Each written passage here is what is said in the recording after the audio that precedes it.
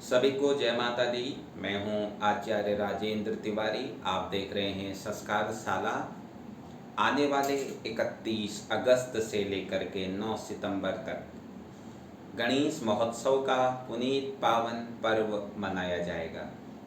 और इससे पहले की जो वीडियो बनाई है उस वीडियो में आपको मुहूर्त आदि के विषय में हमने बताया है। और आज की जो यह वीडियो मैं बना रहा हूँ, इस वीडियो में विशेष रूप से हमें कैसे भगवान गणपति जी का हमें पूजन करना है, कौन कौन से मंत्र हमें पूजा में उपयोग करने हैं, उस विषय में मैं आपको बता रहा हूँ। सर्वप्रथम जिस दिन आपको भगवान गणेश जी को घर में विराजमान करना है, यानी कि 31 अगस्त के दिन आपने प्रातःकाल अपने घर को साफ सुथरा करना है, गंगा जल आदि से घर को स्वच्छ करना है, पवित्र करना है। और तत्पश्चात अपने घर के पूर्व दिशा की तरफ किसी भी कमरे में जहाँ पर भी आप गणपति जी को स्थापित करना चाह रहे हैं, तो उस कमरे के पूर्व दिशा की तरफ आप एक सुंदर सी एक चौकी रखें और उस चौकी पर आप एक पीले रंग का एक वस्त्र कपड़ा उसमें बिछाएं। और पीले रंग का कपड़ा बिछा करके कपड़े के मध्य में आप एक अष्टदल कमल बनाएं।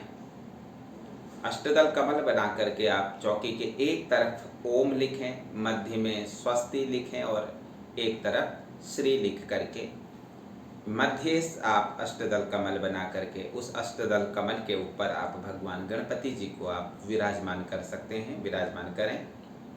और तत्पश्चात अपने हाथ के दाएं तरफ, दाएं वाले भाग में आप जब भगवान गणपति जी के समक्ष बैठेंगे तो जिस तरफ आपका हाथ बायां हाथ आपका दायां हाथ जाता है, उस दाएं हाथ की तरफ आप एक घी का दीपक जलाएं और बायां हाथ जिस तरफ हो उस बाएं हाथ की तरफ आप एक कलश विराजमान करें।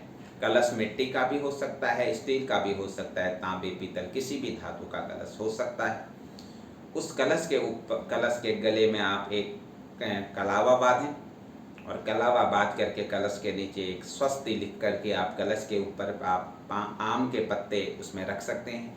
वैसे तो पंच पल्लव रखने की परंपरा शास्त्र बताते हैं, तो जो पंच पल्लव हैं उन पंच पल्लवों में आम का पत्ता, आम, पीपल, बरगद, पाकड़ आदि के पत्ते आते हैं।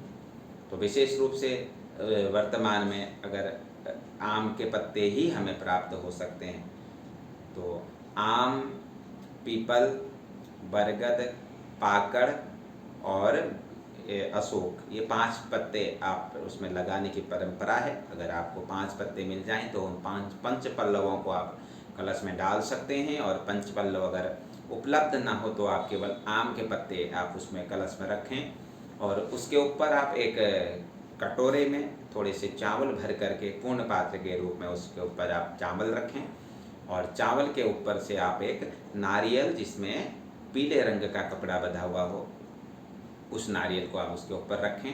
तत्पश्चात आप अपने समक्ष एक लोटे में जल भर करके रखें और उस जल में थोड़ा गंगा जल मिलाएं। गंगा जल मिला करके आप जल रखें और जो एक थाली हो आपके पास, उस थाली में विशेष रूप से रोली, पीले रंग का चंदन, जौ, तिल, चावल, पीली सरसों, दूध, दही, घी, शहद, बूरा, पुष्प और बिल्व पत्र और आपके दुर्वा घास होनी चाहिए। तो ये सारी सामग्री आपके पूजन में हो। और भोग के लिए विशेष रूप से भगवान को लड्डू के भोग भगवान को लगाए जाते हैं। एक दंत दयावंत चार भुजाधारी लड्डूवन का भोग लगे। तो लड्डुओं का भगवान को विशेष रूप से भोग लगाया जाता है। मोतीचूर के लड्डू खरीद करके ला सकते हैं, भोग उसी का भगवान को भोग लगता है। तत्पश्चात आप भगवान गणपति जी के समक्ष बैठ करके सर्वप्रथम आप दीपक प्रज्वलित करें। दीप प्रज्वलित करने के पश्चात आप अपने इस बाएं हाथ में थोड़ा सा जल लेकर के दाएं हाथ से उस जल को अपने ऊपर छिड़कें। ओम अपवित्रः पवित्रो वा सर्वावस्थांगतोऽपि वा यः स्मरेत् पुंडरीकाक्षं स्वबाह्याभ्यन्तरः शुचि। और तत्पश्चात वो सारा जल समस्त पूजा सामग्री में आप छिड़कें। उसके पश्चात आप अपने बाएं हाथ में लोटा लेकर के दाएं हाथ में आप 3 बार जल डाल करके आचमन करेंगे, केशवाय नमः, माधवाय नमः, नारायणाय नमः, चौथी बार का जल आप नीचे छोड़ देंगे। उसके पश्चात आप अपने मस्तिष्क पर आप तिलक लगाएं, भद्र तिलक अपने माथे पर लगाए हैं। तिलक लगाने के पश्चात आप हाथ जोड़ करके प्रथम भगवान गणेश जी का ध्यान करें और ध्यान करके भगवान को स्मरण करें।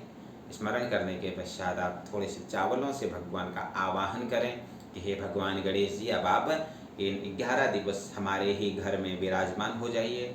आवाहन के लिए भगवान को अक्षत अर्पण करें और अक्षत अर्पण करने के पश्चात आप भगवान के पैर धोएं। 2 चम्मच जल से भगवान के पैर धोने हैं, 1 चम्मच जल से भगवान का हाथ धोना है, 1 चम्मच जल से भगवान का मुख धोना है। उसके बाद भगवान को दूध, दही, घी, शहद, बूरा आदि से स्नान कराना है और स्नान कराने के पश्चात ओम गंग गणपतये नमः बोलते हुए आपने भगवान को स्नान करा देना है स्वच्छ जल से। और स्वच्छ जल से स्नान कराने के पश्चात एक साफ कपड़े से आपने भगवान के शरीर को पोंछना है और शरीर को पोंछ करके भगवान को पवित्र यज्ञोपवीत धारण करवाएं। यज्ञोपवीत धारण कराने के पश्चात भगवान को वस्त्र पहनाएं। वस्त्र पहना करके भगवान को तिलक लगाएं। तिलक लगाने के बाद भगवान के गले में सुंदर सी एक पुष्प की माला पहनाएं और पुष्प की माला पहना करके आप उसके बाद भगवान को भोग लगा करके भगवान को दूर्वा घास आप अर्पण करें और भगवान को दूर्वा घास अर्पण करने के पश्चात आप भगवान की आरती करें। तो यह प्रथम दिन का क्रम है। इसी क्रम में प्रतिदिन भगवान का आप पूजन करेंगे और पूजन करके अंतिम दिन यानी कि अनंत चतुर्दशी यानी 10 तारीख को 9 तारीख को भगवान गणेश जी का विसर्जन किया जाता है।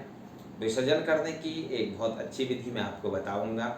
आज के समय में लोग भगवान गणेश जी के विग्रह को 11 दिन तक तो अपने घर में रखते हैं और 11वें दिन अनंत चतुर्दशी के दिन जब विसर्जन बेला जब आती है तो विसर्जन बेला बड़ी बुरी तरह से भगवान का विसर्जन करते हैं। तो मैं एक निवेदन आपसे करूँगा कि जब भी गणपति जी को आप अपने घर में विराजमान करते हैं तो सबसे पहले तो बहुत छोटे गणपति आप अपने घर में रखें। केवल 5 अंगुल बड़े ही गणपति होने चाहिए, उससे बड़े गणपति नहीं होने चाहिए। और जब आप 11 दिन उनका क्रमशः पूजन आप करते हैं तो 11वें दिन आप उनको एक किसी बर्तन में एक बाल्टी ले लीजिए। उस बाल्टी में आप गणपति जी को विराजमान करा दीजिए, उसको उसमें जल से भर दीजिए और कुछ दिनों में ही 1-2 दिनों में वो प्रतिमा मिट्टी की होती है तो वो पिघल जाएगी। तो उस प्रतिमा के जल को आप अपने क्यारियों में डाल सकते हैं या किसी पौधे के पेड़ के उसको आप अर्पण कर सकते हैं।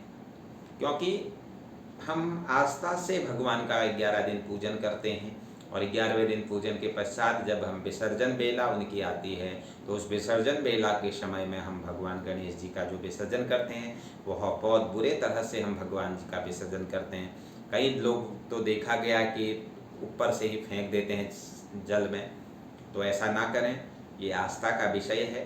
तो 11 दिन हमने भगवान का पूजन किया तो ऐसा जल हो जहाँ बहता हुआ जल हो कि आपने भगवान गणेश जी को विसर्जन किया तो वो बह जाए और वो सम्मान के साथ बह जाएं। और अगर ऐसा हो सके कि आप अपने घर में ही एक किसी बड़े भगोने में या किसी पात्र में आप जल रख लें और जल रखने के पश्चात आप फिर उनको उसमें रख दें। कुछ दिनों के बाद वो जब पिघल जाते हैं तो फिर उन जल को क्यारियों में डालें। तो आप भी भगवान गणेश जी का इसी तरह से अपने घर में पूजन करें। आपके जीवन में सुख समृद्धि यश वृद्धि का प्रवेश हो। इसी के साथ जय माता दी।